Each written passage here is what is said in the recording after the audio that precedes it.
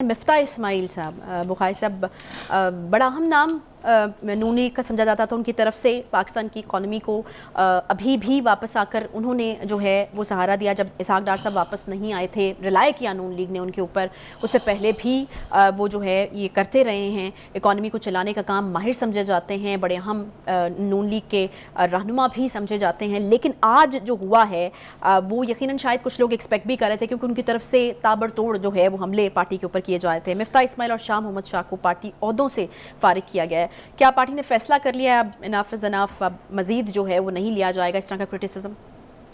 دیکھیے، پہلی بات تو یہ ہے کہ جو پرائم منسٹر کا بیان ہے کہ اسحاق ڈار پر تنقید کرنے والوں کو پارٹی میں رہنے کا کوئی حق نہیں ہے، میرا خیال اس کے بعد اور کسی چیز کی ضرورت نہیں ہونی چاہیے۔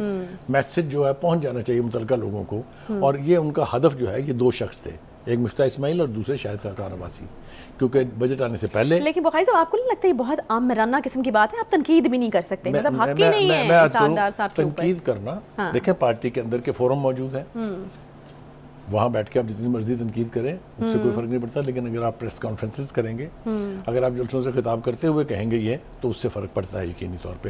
میں بتاؤں کیوں فرق پڑتا ہے، یہ ذرا بتانا آپ کو بہت ضروری ہے۔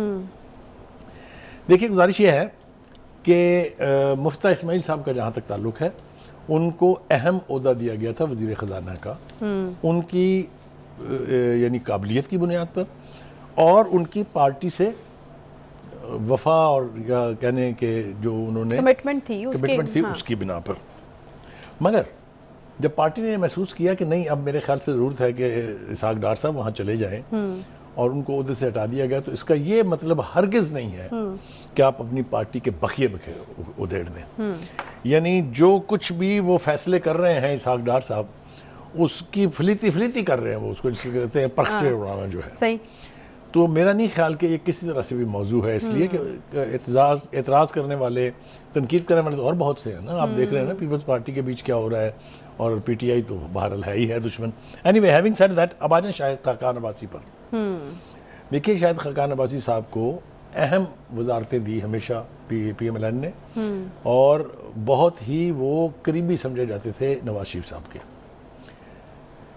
آپ کو ایک نام اور یاد ہونا چاہیے، چودھری نثار کا، وہ بھی بہت ہی قریب تھے، آنکھ کا بال تھے، بہت اہم وزارتوں پر رہے وہ۔ ان دو ٹینیورز میں ان کو سمجھا جاتا تھا کہ وہ ڈپٹی پرائم منسٹر ہیں، بلکہ کچھ لوگوں کو میں نے خود کہتے سنا پارٹی کے اندر بھی کہ اصل وزیر اعظم تو چودھری نثار ہیں۔ اتنا ریلائی کرتے تھے نواز شریف صاحب ان پر۔ لیکن جب وہ مریم نواز کو چیف آرگنائزر بنایا گیا، نائب صدر بنایا گیا، سینئر نائب صدر اب تو ہو گئی ہیں وہ، تو ان کو اعتراض تھا کہ میں لیڈرشپ کی اگلی نسل جو ہے اس کے تحت کام نہیں کر سکتا۔ صحیح ہے۔ یہ بات بے معنی ثابت ہو چکی ہے دنیا بھر میں بھی اور اس ملک میں بھی۔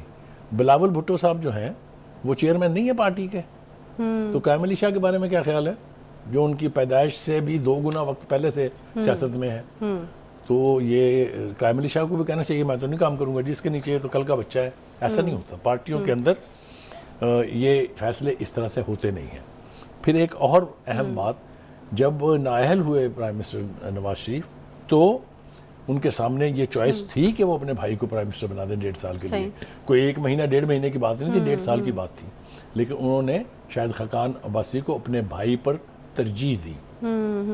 تو کوئی بھی میرا خیال ہے وہ یہ نہیں آپ کہہ رہے ہیں کہ جس وجہ سے تنقید کا نشانہ بنا رہے شاہد خاقان عباسی صاحب، اس کی نفی خود ہی ان کو وزیر اعظم بنا کے وہ کر چکے ہیں موروثی سیاست کے حوالے سے۔ کہنا یہ میرا اصل مقصد کہنے کا یہ ہے کہ آدمی کو کہتے ہیں نا کہ چاہے وہ دوستی ہو، چاہے وہ پارٹی کا تعلق ہو، ایک وفا اور ایک نبھانے کا تعلق تو رہنا چاہیے نا پارٹیوں کے بیچ میں۔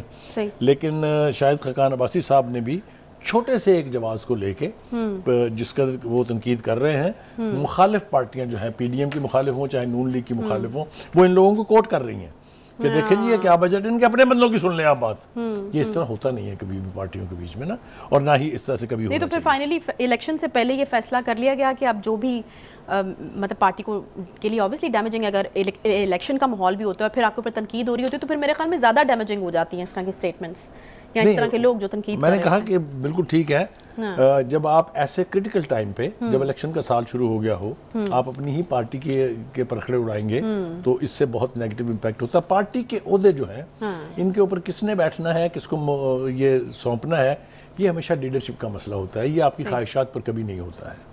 ٹھیک ہے. ٹھیک ہے جی.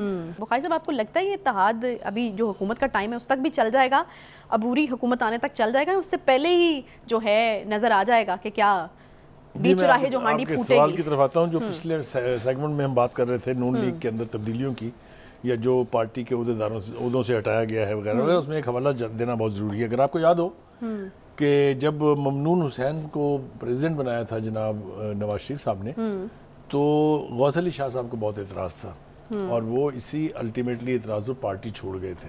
میں کہنا یہ چاہتا ہوں کہ چاہے چودھری نثار ہوں, چاہے مفتاح ہوں, چاہے خاقان عباسی ہوں, چاہے وہ غوث علی شاہ تھے, پارٹی چھوڑنے کے بعد پھر ان کا جو حال ہوتا ہے اس کو بھی سامنے رکھنا چاہیے.